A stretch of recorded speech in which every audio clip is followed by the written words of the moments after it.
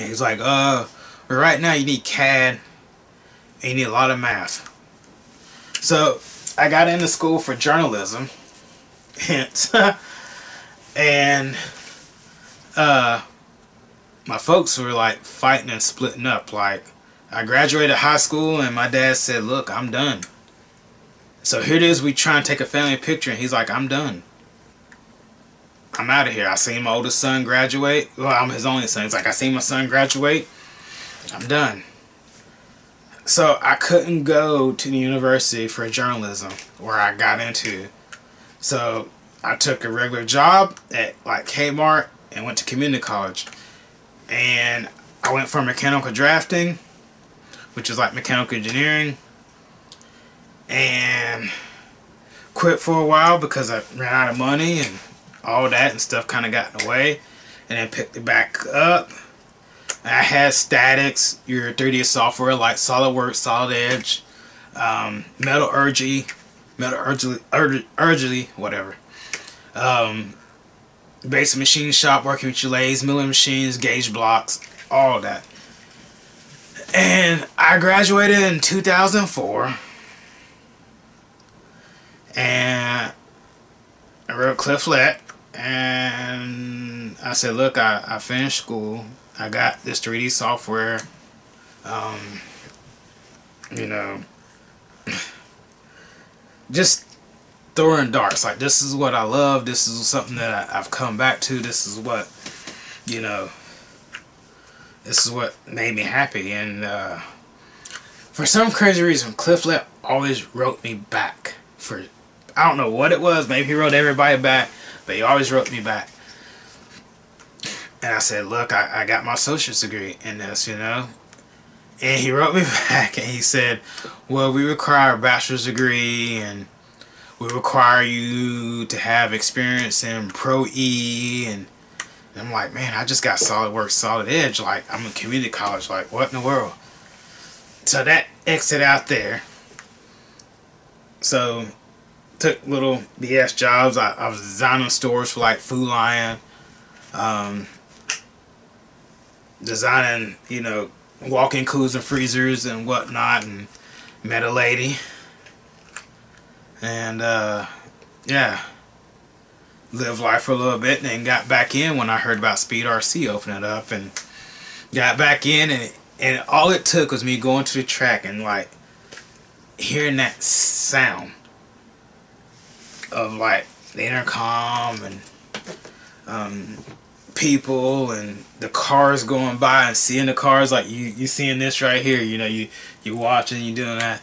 I was like, all right, I'm in, but I'm just in for a little bit, you know. So I bought a 4-wheel drive, and then I bought a 2-wheel, and I was like, all right, I'm in. And also before that, I also raced dirt bikes, so amateur level dirt bikes. So and also trying to get a house at the time, and I sold my dirt bike to get a house. I was in a little debt, but anyway, I sold my dirt bike and all that. Well, anyway, I got back in, and I made a dirt bike YouTube. So I got back in, and I try to use the same formula as somebody I met in dirt bikes. Some of my closest people, closest friends know who I'm talking about, who I met. I met just about all the riders, even the riders, the pro riders you see today.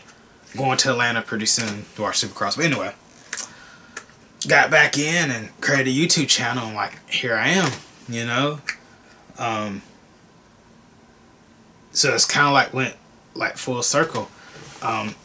Still cool friends with Mark Overcash, still cool with Tim Petra, still cool with Todd Waters, and I got my crew now, you know. I got my Troy Van Hall, my Michael French, aka Yank, Max Fleur, Joe Ellis, Brian Robinson, Christian Hopeful, TJ Bell,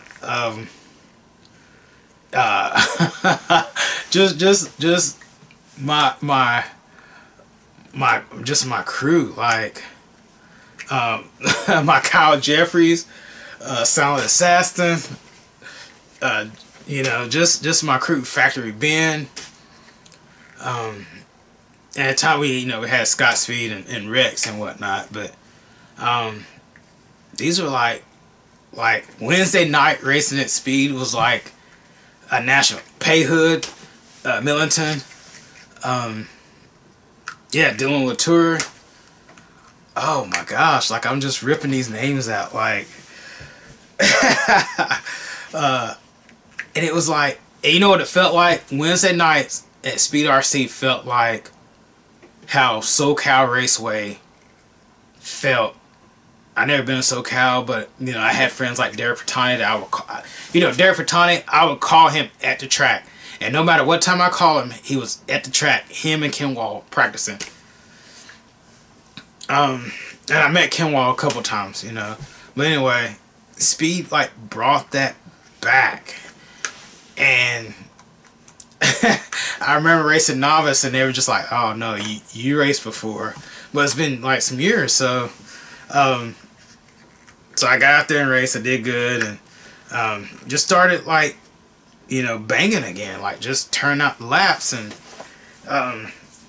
they were just like, I don't know. It's like some people kind of like there didn't give me no credit until like I started practicing and like really like practicing and really kicking ass. You know,